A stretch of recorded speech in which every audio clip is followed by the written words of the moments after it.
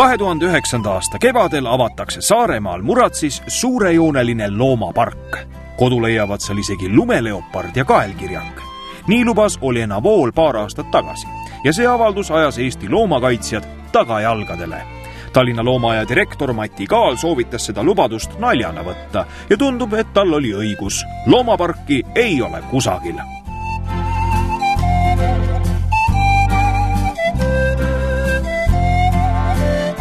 Loomapargi rajaja Olena Vool sattus laiema avalikkuse tähelepanu alla aasta tagasi, mil ta ühest Kuressaare linna Tehnika tänava mugavustega üürikorterist loomade turvakodu lõi. Naine taris sinna viga saanud loomi ja linde ning ravitses neid. Ta seisis oma ema kõrval, pea oli maas ja oli täiesti liikumatu ja tal olid sellised sümptomid, et nagu halvatud oli. Ja see oli kohutav ja krambid olid selle kitsetallel. 12 looma, 4 lindu ja voodis magav kits viisid toona korteri omanikku Vilma Läätsa endast nii välja, et ta näitas suure südamega naisele ust.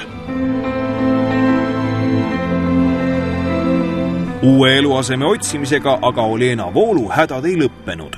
Eelmise aasta lõpus hakkasid tema vastu huvi tundma ka lastekaitsjad.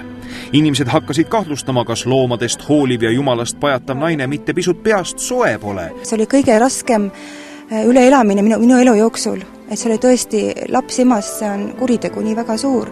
Millega nad põhjendasid, kui nad teie käest lapse ära võtsid? Põhjendasid, et ma olen saamatu naine, et mul ei ole elutingimusi ja mul ei ole sooja toidu võimalusi. Aga probleem oli tegelikult selles, et vale informatsioon edastati, et me elame lehmalaudas tütrega, mida pole kunagi olnud, et tegelikult põhjust ei olnudki, aga asjast on segatud minu endine abikaasa ehk lapse isa ja koostööna siis valitsusvõimudega, et seal on palju mitte tõtt. Kange naine ei jätnud aga jonni ja asus oma tütre eest võitlema. See lugu lõi muideks laineid ka kaugel Ameerika maal. Üks väliseesti perekond saatis Olena toetuseks isegi Meie maa lehetoimetusse raha. Ka saarlaste endi arust oli tegu ülekohtuse ja julma sammuga. Olena võitlused kandsid lõpuks vilja. Selle aasta jaanuaris andis Harju maakohus õiguse Olenale ja ema ning tütar said jälle kokku. Lastekaitsjate ämbrisse astumine on siiski jätnud oma jälje. Kuidas tütar seda üle elas? Väga raskelt. Tütrele mõjus mina kui täiskasvanud inimene ja vaimne naine, ma sain olukorrast hästi aru ja ma väga hästi nägin ette neid olukordi ja suutsin hästi vastu pidada, aga laps kannatas. Temal on tagasilöögid õppeedukuses, ta oli väga tubli õpilane, nüüd tal on raskuseid, sest üle 2 kuu tal jäi maha õppimises ja see andis tunde ja ka emotsionaalselt. Ikka tulevad paanikahood ja hirmuhood ja ta kardab, kui keegi ikka ukse peale tuleb, koputab või helistab, võib-olla teinekord kardab ju isegi telefonikõnesid ja mina kui ema ma näen seda, et see on jätnud jälje. Üleelatud kannatused pole suutnud uskliku naise plaane siiski segi lüüa. Naine unistab ikka veel oma kaelkirjakuga loomapargi avamisest. Idee teostumine olevat tema sõnul praegu lähemal kui kunagi varem. Raha tuleb lähiajal, praegu on ettevalmistused.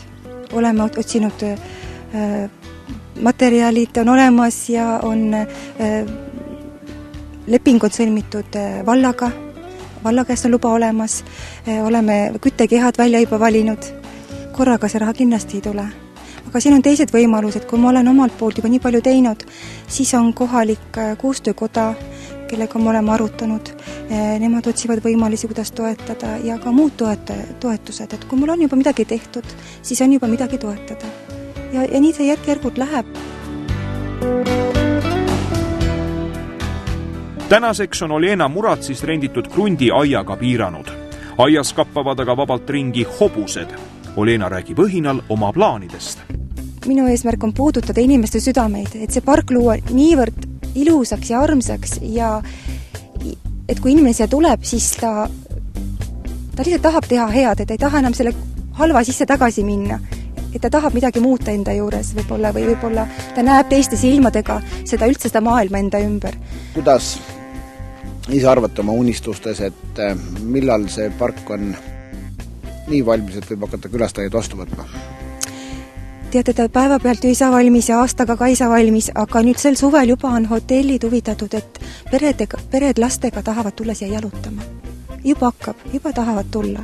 Lihtsalt linnulaulu kuulata, et ma räägiks midagi neile, tahavad silitada hobust, tahavad võib-olla siin kalistada lambad alle ja näha, kuidas võib-olla lehma lüpstakse vabas looduses. Ülejäänud tulevase niinimetatud looduspargi asukad elavad praegu veel ühes Randvere laudas. Pole midagi öelda. Oljena on oma hoolealustele loonud igati elamisväärsed tingimused. Ka loomakaitsjad on lauda üle vaadanud ning olukorraga rahule jäänud. Loomakaitsjad oleksid isegi valmis Oljenaga koostööks, kui naine loobuks oma hullumeelsest eksootiliste ja väljasuremisohus olevate loomade päästmise projektist. Metsloomade taastuskeskuse või Saaremaa lemmikloomade varjupaiga loomisele paneks nad ehk isegi õla alla.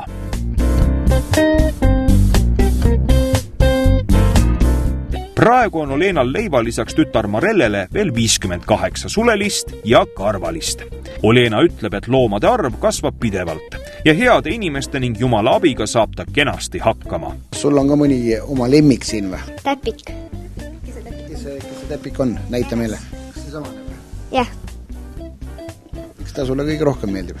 Sest tal on kikis kõrvad ja ta on täpiline.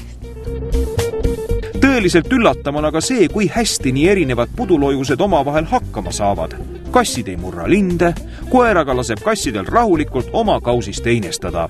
Siin oleks vast inimestel endil palju õppida.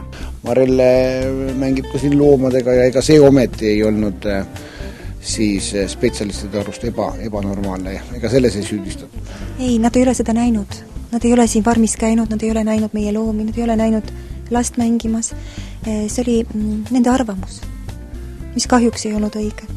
Aga nad arvasidki, et elate kõik siin nagu noalaevas, kõik koos ja et jumalat ja loomi armastav ema on jätnud lihtsalt lapse unarusse. Ja, aga see ei ole ju nii. Juba lapse käest? Jah, ise räägib. Jah, mismoodi see lugu siis on, et oled sa vahest tundnud, et emme jamab loomadega rohkem kui sinuga? Ei. On sul kunagi jäänud kõht tühjaks või pesu pesemata või sellepärast, et ema ütleb, et mul ei ole aega, ma lähen praegu kitsega jalutama näiteks? Ei. Et oma kodus on ikka kõige parem ja kui niisugune loomaaed on olemas, siis on vahva, jah? Jah. Kui täna tundub spetsialistidele Oljena voolu unistus loomapargist teostamatu, siis ehk peavad tänased Oljena pilkajad ja teda hulluks tembeldajad üks päev punastama ja vabandama. Oljenat aga kahtlejate arvamus ei heiduta. Loomapark saab kunagi kindlasti loodud, sest kogu üritusel on tema sõnul issanda õnnistus.